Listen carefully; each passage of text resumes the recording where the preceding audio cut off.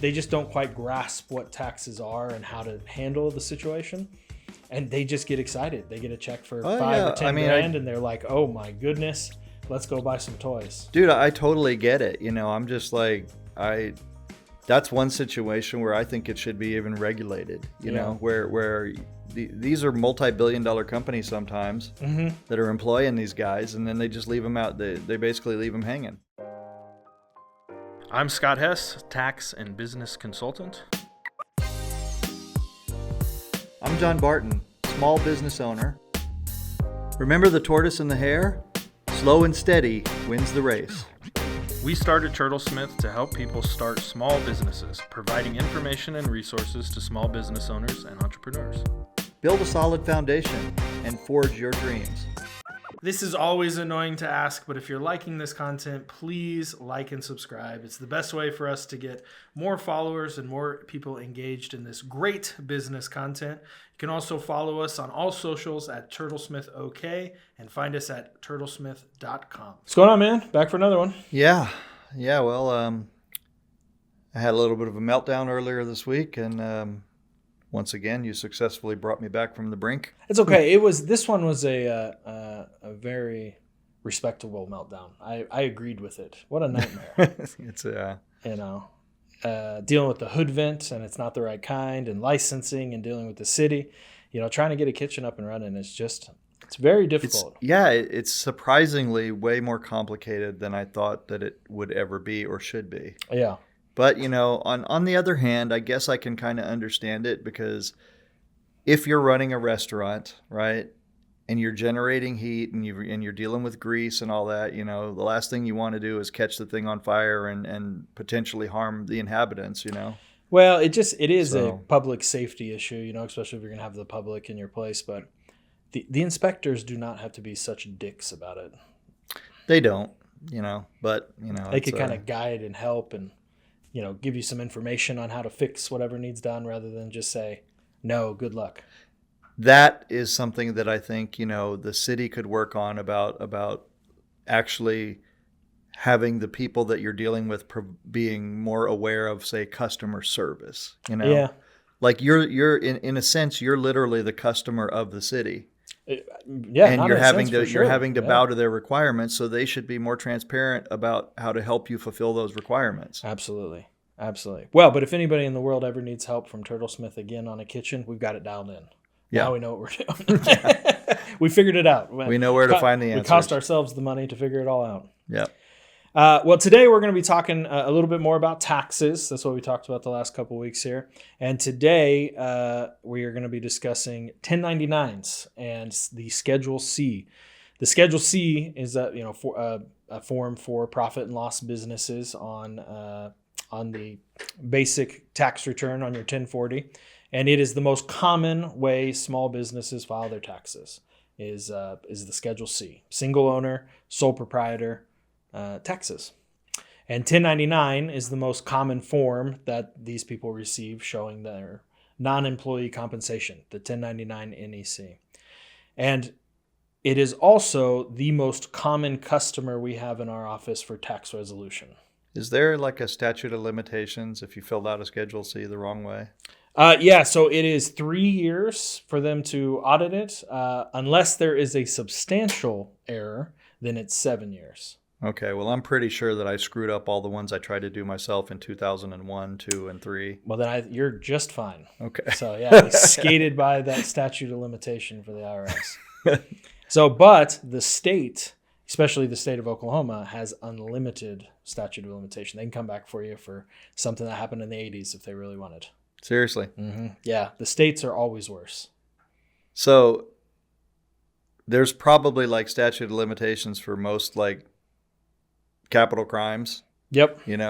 But if you don't pay your taxes, the state can come after you forever. The state can. Yeah, they are vicious. People always come in here and they're like, like you had mentioned several times, you came in and like, I don't want to go to jail over this. And yeah, it is a very common comment. And I go, the IRS is probably not going to throw you in jail unless you intentionally defrauded, but the state will come after you and they will hammer you until you die or they get all their money. So good to know. Yep. So when gig workers, Uber drivers, self-employed contractors, especially here in Oklahoma, oil field guys, they all or most of them get paid 1099. And you need to be able to save for your taxes at the end of the year if you are getting a 1099. And most people don't. We have a lot of oil field guys who come in here when the oil field is booming. They made 10 grand a month, working their 2 weeks on, 2 weeks off, but they spent that money as fast as it hit their bank account. And at the end of the year, they're real mad at me, big mad, when I tell them they owe 40 grand because they made 120,000 on a 1099. Wow. So you have to really pay attention on getting those taxes saved. We talked a little bit about saving 30% last time. That's a good rough number, but you got to be saving it for those taxes at the end of the year. Otherwise, you're going to be in trouble. And really, you need to be paying attention to it throughout the year, making the proper estimated tax payments. I don't understand why when, these guys are making so much money and the companies, they need these guys out there on the rigs and everything. Mm-hmm. Why don't they help them out with that? It's a very good question. Our little oil field company that we had up in Kansas with my family, we had a CPA and an accountant in the office who did all my grandparents and the company's taxes and stuff. But they also helped all of our pumpers and our field workers and stuff like that. Not all of them, but some of them if they requested it. The problem is that most people don't understand that the taxes aren't getting taken out, especially if you're a young person getting your first couple jobs. They just don't quite grasp what taxes are and how to handle the situation. And they just get excited. They get a check for 5 or 10 grand, and they're like, "Oh my goodness, let's go buy some toys." Dude, I totally get it. I'm just like, that's one situation where I think it should be even regulated. You know, where these are multi-billion-dollar companies sometimes that are employing these guys, and then they just leave them out. They basically leave them hanging. Yeah. But it happens not only on the oil field. It happens all over the place. I can't imagine. I can't count the number of times when I've had people come up to me and be excited about a business or whatever and confuse revenue with profit, Oh yeah. And the same thing applies with taxes, right? If you're in business for yourself, people just they start to see that revenue come in, their eyes get big, they start to buy things, and they don't factor in their expenses, they don't factor in their time, and they don't factor in their taxes. Right. Yep. Which is why if you're making money and you're doing good, you need to be talking with an accountant. That should be your first thing. Or if you're trying to do it yourself, watch Turtlesmith, learn, and we'll teach you how to do it eventually. Well, I can tell you that, trying to do it myself was horrible. And it's not only that even if I got it right, it's still horrible because it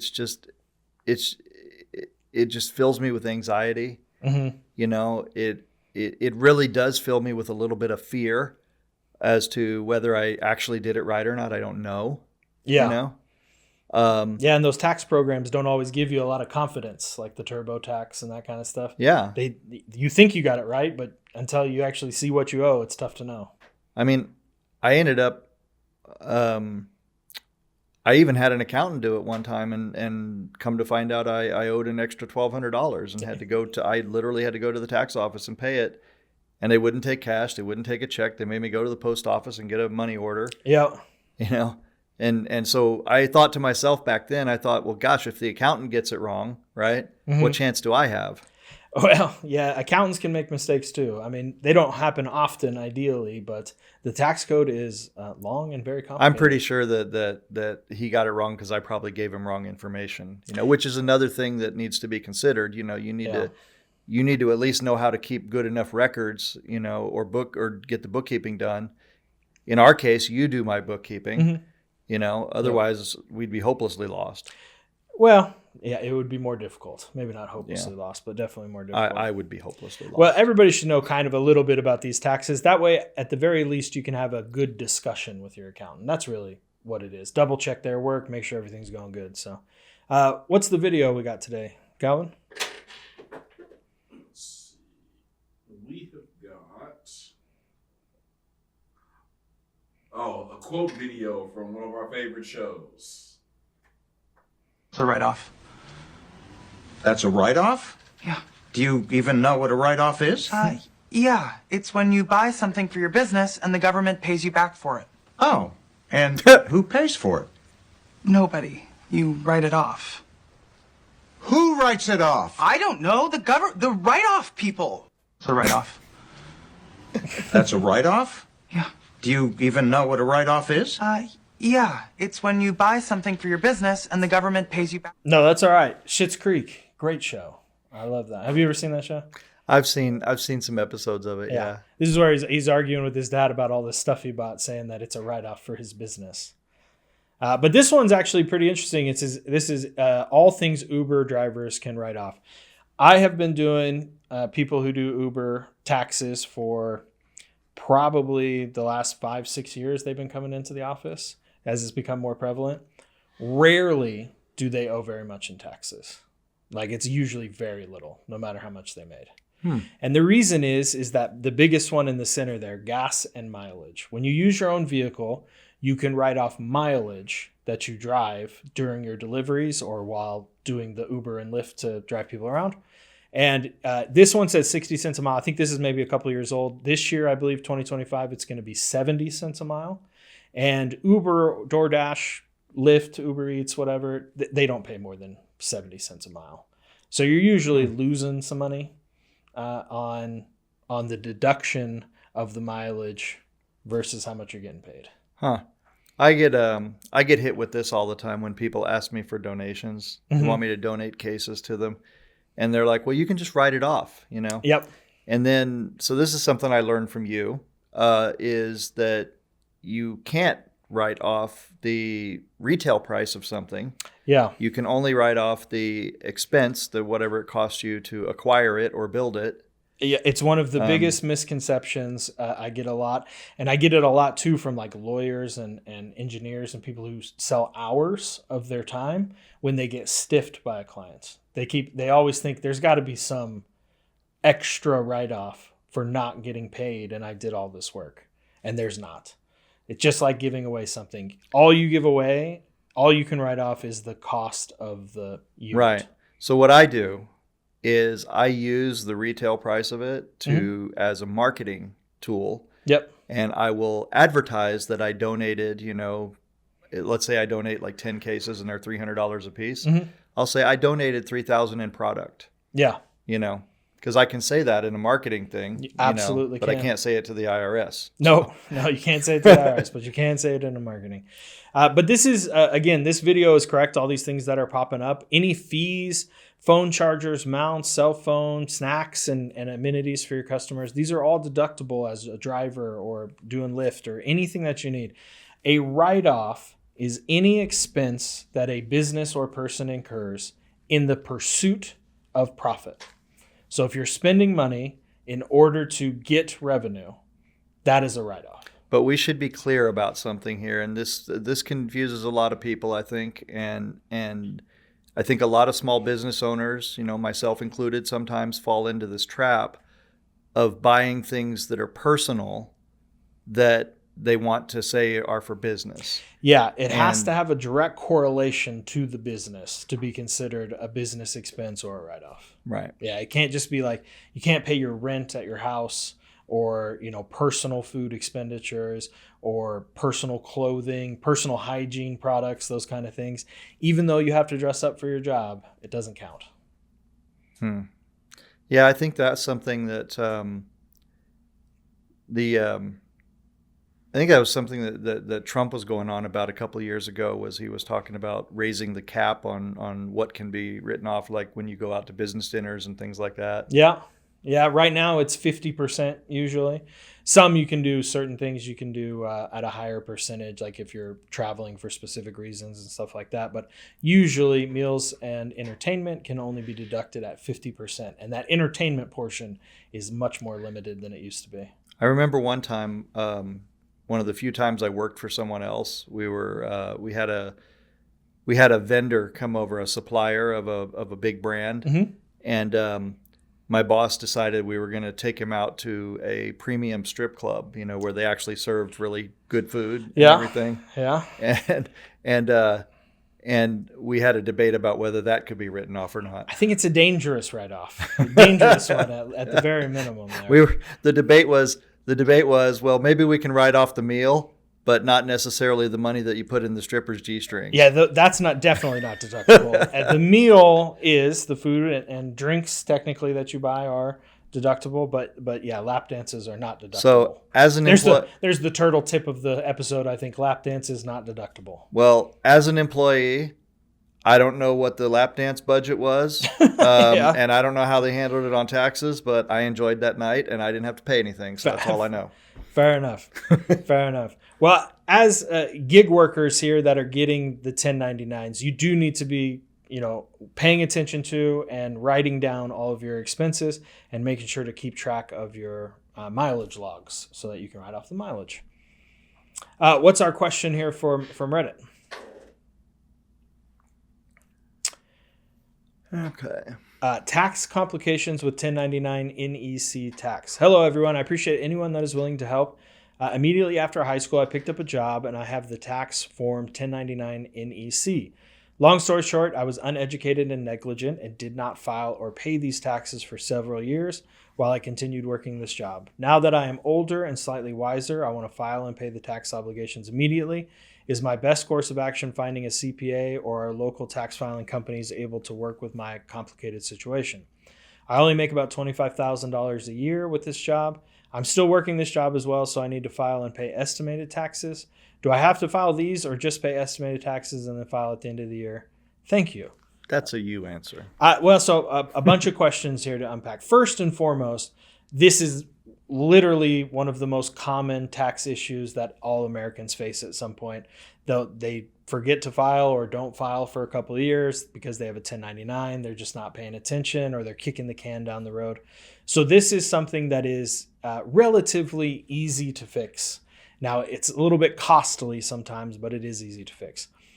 Is my best course of action finding a CPA? Yes, probably. Local tax filing companies, like I think he's probably talking about like the cheap companies like H&R Block or Jackson Hewitt or Liberty Tax. So we have a lot of those around here. Those can sometimes help you out. Sometimes they only accept current year taxes, but it's definitely worth checking into them. But they can help you for something simple like this just as well as a CPA can do. A 1099, making around $25,000 a year is not extraordinary. So really about any good qualified tax professional can handle it. And the next question is, do I need to file and pay estimated tax payments? Do I just have to file these or just pay estimated tax payments? So you have to always file your taxes regardless. So this person would have to actually go back, file all years that have not been filed and get current, as well as file this upcoming year and every year thereafter. And then the question about estimated tax payments is most likely you have to make estimated tax payments. Estimated tax payments are a little bit complicated. There's a couple different ways you can kind of go about it. There's a safe harbor rule that you can look up where if you pay 90% of what you paid last year, it doesn't matter really how much you make the next year. You won't have any penalties. It's also very good to just be making quarterly payments so you don't get hammered with a huge bill at the end of the year. So we try to pay your taxes, for example. I pay my taxes, for example, every quarter. Try to get some in. That way at the end of the year, it's not a ludicrously large bill. Here's a question, though, I think that comes up sometimes that I've seen, and you'll clarify this, of course, but so the difference between an employee and a 1099 self-employed or contractor situation. Yeah. So correct me if I'm wrong, but it's my understanding that if a person, he says, I picked up a job, right? Mm-hmm. Now, and he says, I'm still working this job and so on. So it just off the top of my head, it sounds like probably a normal job, right? But it's my understanding that if the employer or the person, contracting sets the hours, you have to be there at a certain time and everything, that the person is actually more of an employee than a self-employed contractor. Yeah, so this is a real hot button issue right now with the IRS, the difference between employees and independent contractors. And you're correct. The difference between an independent contractor and an employee is the level of control that the employer or the company that you're working for has over you. The big ones, the first big one is schedule. Do you work whenever you want, or do you have to hit a fixed schedule? The next one is the actual job itself. Are people telling you how to accomplish the job step by step? Do you have like a procedure that you have to follow from your employer? Or is it just like, get this job done and you kind of go off on yourself? The next one is, are you using your own tools or is the company providing tools? And so those are kind of the big three that determine. There's a bunch of other ones, but those three are the main ones. So if somebody's telling you where to be, when to be there, and how to do it, then you are an employee, not a contractor. And that's what I was thinking when I'm reading this. I'm like, that guy sounds like he's just got a normal job. Maybe, but somebody who's making $25,000 a year, that could easily be an Uber or DoorDash or a Lyft guy. And they are 1099 because they're using their own vehicle. They can do it whenever they want, and there's not a lot of control over how they accomplish the task. They just have to accomplish the task. So that is a contractor. Yeah, of course. Yeah. So anyway, for this person, definitely go get with one of the local tax preparers. Try to find an office like Turtlesmith if you can, because we're awesome. If you're in Oklahoma, we got you. But definitely get with somebody because they'll be able to help you make the tax amount due lowest possible than you could probably do yourself. They'll make sure that you got all your expenses, make sure you got all your deductions, and make sure you pay the least amount in taxes. And they can also help you get set up with a payment plan. If you owe a lot of back taxes, the IRS and states will accept a payment plan that you can pay monthly to get caught up, so you're not hammered. Is it always better to track your mileage? Everybody in a small business should track all their business mileage. So I have like a old school, like I have a pen and paper in my glove box. I literally just write down when I'm driving places and make sure that I have a log. There's a lot of apps that you can use that'll track your mileage where you go based on GPS. Any of those things are fine. I also have guys who only use trucks for work and they just write their mileage on their odometer down once a year for me. So January 1st every year, they go write down all their mileage and I have it from the year before. So I know how many they drove. Huh. Okay. So I guess we should start doing that. Yeah, absolutely. There is a little caveat to, you can't deduct some portal to portal mileage. Like you can't deduct going to your office, but you deduct traveling to get supplies and traveling to do stuff. So it's very prevalent, especially for the gig workers. So real quick, we're just going to look at this Schedule C. We don't have to go line item by line item here, but this is, again, the most common business form, profit or loss from business. It's the most common business tax form filed. The Schedule C, and it's just included with your personal tax return. It's not like a separate business return like some other ones. This is just included with your personal. The top portion just has some basic information, name, profession, address, that kind of stuff. And then you can see part one is income. So you put your gross receipts, returns, and then you get your gross profit once you add in your cost of goods, which is actually on the next page. And then part two just shows the basic expenses. And you can see that it's not very broken out, very combined and condensed, So there's just like office expenses, legal or professional expenses, but there's not like accounting, legal or like computer stuff or cell phone or whatever. A lot of those get combined into similar categories. I think there's something else we should address with this too. Mm-hmm. Not necessarily with the filling out of the form and all this, but it's like what I kind of found out was that you can't hardly get a loan with anybody or with any bank if you don't show them your tax returns.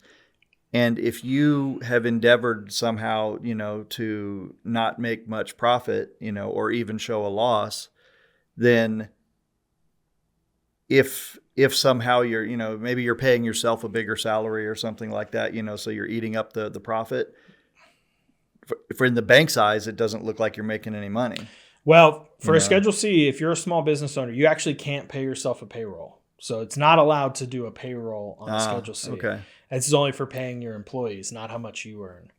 But yes, that's a very great point. If you don't have your tax returns done properly and showing the correct amount of profit, if you're trying to cheat the system and show low, or you just don't have them done, it is impossible to get a loan when you're Right. self-employed. And I think that that's kind of a way. I don't know if there's like any kind of collaboration between the banks and the IRS to do that, but I think that it's a way for people to kind of be forced to stay up on their taxes if they're trying to be in business and trying to get business loans. I don't think there's any collaboration. I think it's more just like the banks want to know that you make profit so that you can pay them back.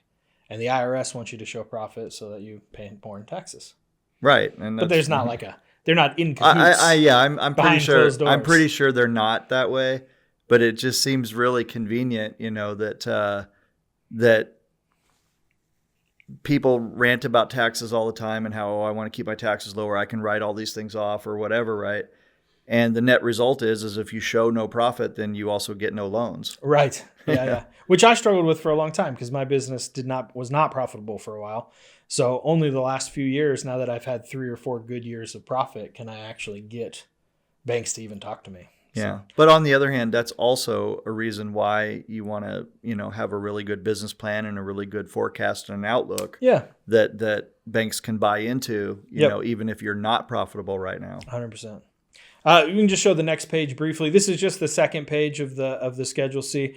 The top part here is the cost of goods sold. And then right there, you can see in part 4, that's your mileage. So you can put business miles and you can deduct, like I said, I believe in 2025, it's going to be 70 cents a mile, which is huge for Uber drivers and DoorDash and that kind of stuff, those gig workers.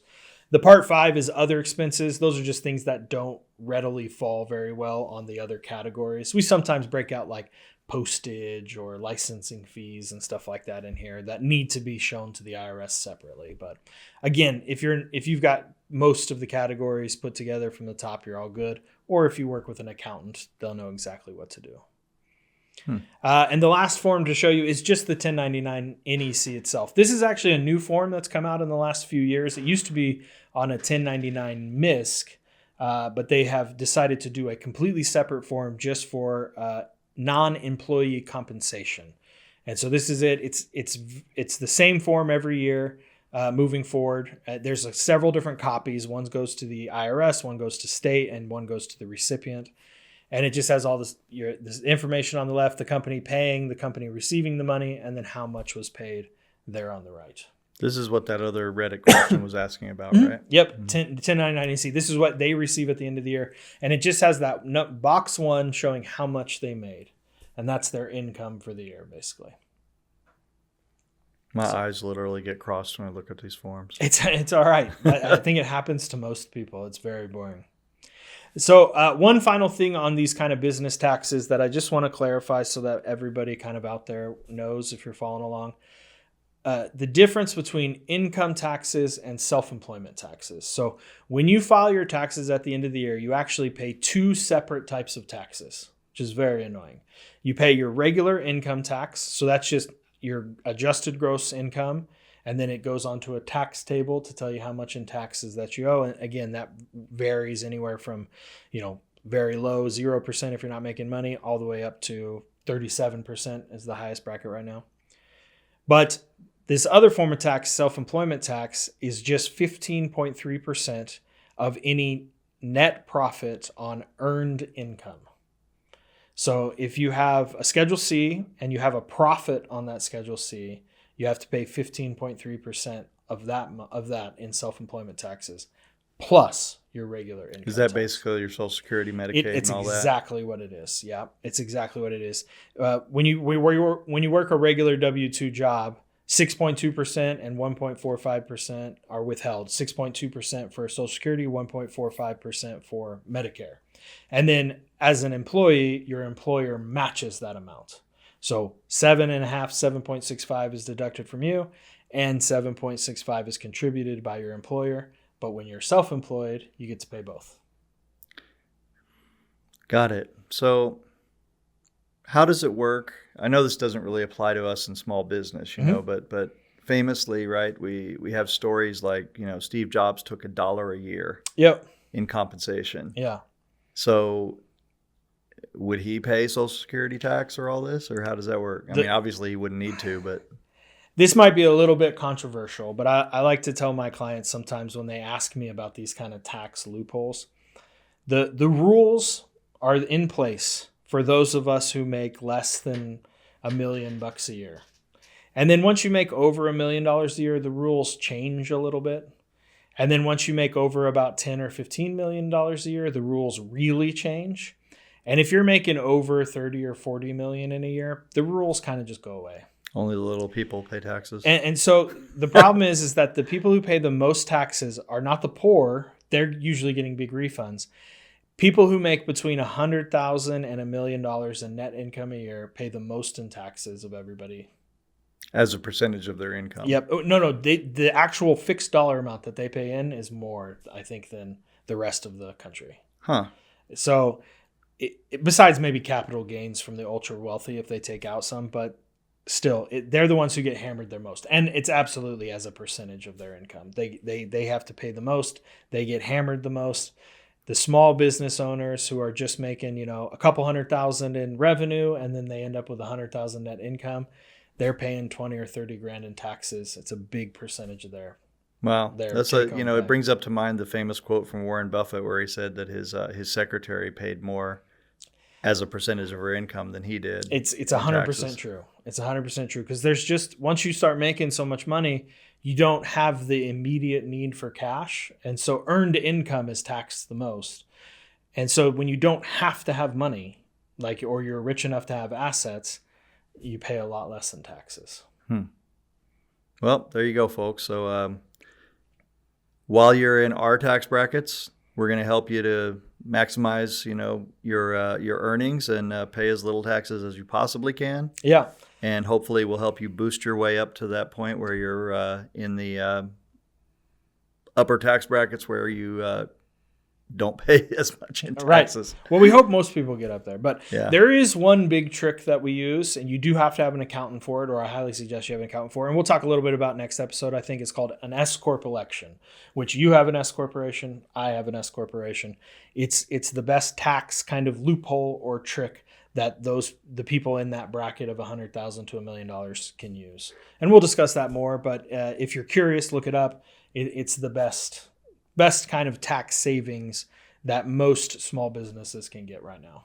Right. Excellent. And I want to add that, at least in my position, when I first came to you, not only was I, legitimately concerned about whether or not the IRS was going to come after me. We had the money. Yeah. But I just didn't do the work. I didn't get the taxes filed. And so I was legitimately concerned about, liens on my house or just getting embroiled in trouble. Right.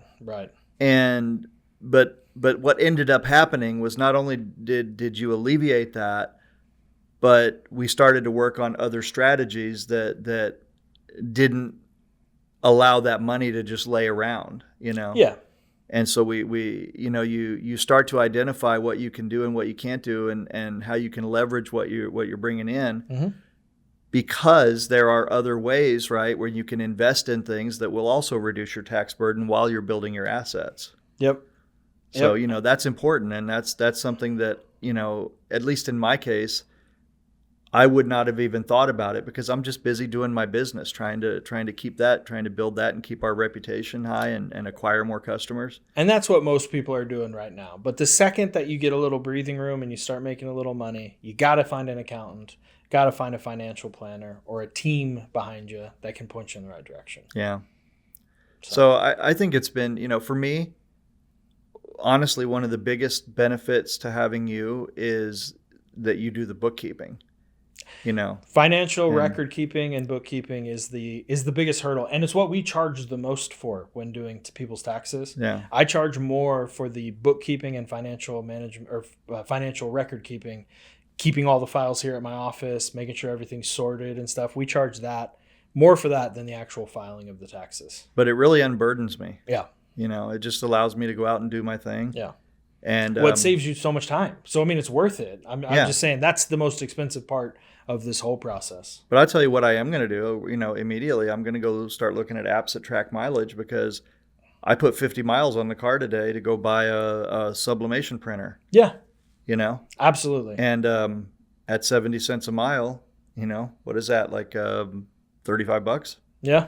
Yeah, absolutely. And that's a write-off. Yeah.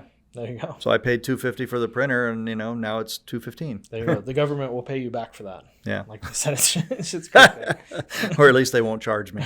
Right. Well, any final thoughts on that? I know this is a little bit of a boring episode, but 1099s are so important. There's so many gig workers out there today, and so many people doing DoorDash and deliveries that you really got to know what the heck you're talking about here. You just don't want to. You don't want to let this stuff eat up your life. That's the thing, And it's also simple, really. Once you kind of really get into it, most of this stuff's not hard. Yeah, and that's really a thing, Like even when I didn't really want to do it before, me and Lulu used to sit down for an hour or two a month and try to keep it a little straight. Yeah. And I know that if we had been, even more diligent about it, like say an hour a week, even, we probably could do it. Right. But not doing it, the consequences of not doing it and getting far behind and getting all confused and your records are all over the place, that just creates headaches. It creates tension, and it eats up your time, and it just less enjoyment in life.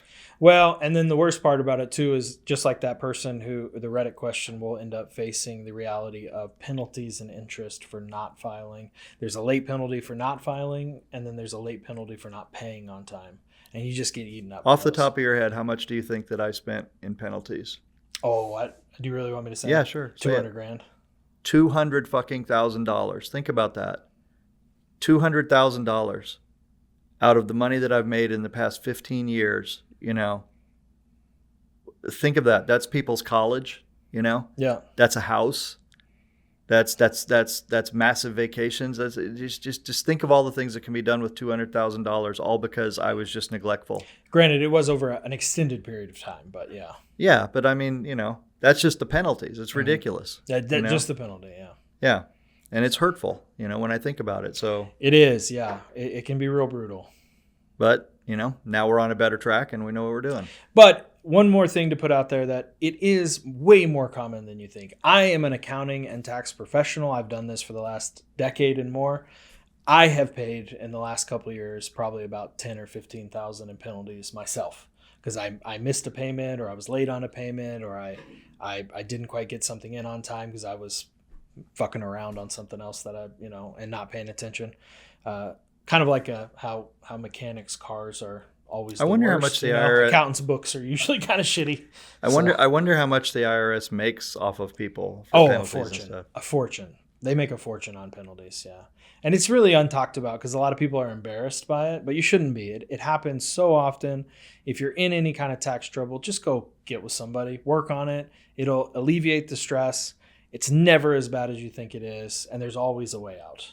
So just, yeah, relax. I think that's probably the most important lesson here. It is just bear down and do it. And realize that doing that is going to be far less painful than the alternative. Yeah, and I mean, we've had so many clients come in here that were just broken and like anxiety ridden and depressed and like all thinking they were going to jail, all think they were about to go bankrupt, and 99% of the time we're able to get them into a payment plan that they can afford and get them right out of trouble. So it's not a get out of jail free card. It's not. It's a get out of jail for a penalty card. Yeah, I mean, you're still gonna. It's not gonna be. It's not gonna be painless, but it's.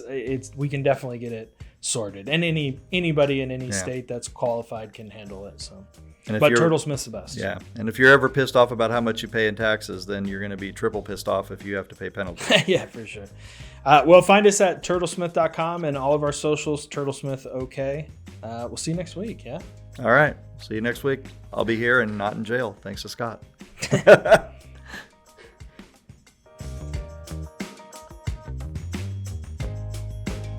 This is always annoying to ask, but if you're liking this content, please like and subscribe. It's the best way for us to get more followers and more people engaged in this great business content. You can also follow us on all socials at Turtlesmith OK and find us at turtlesmith.com.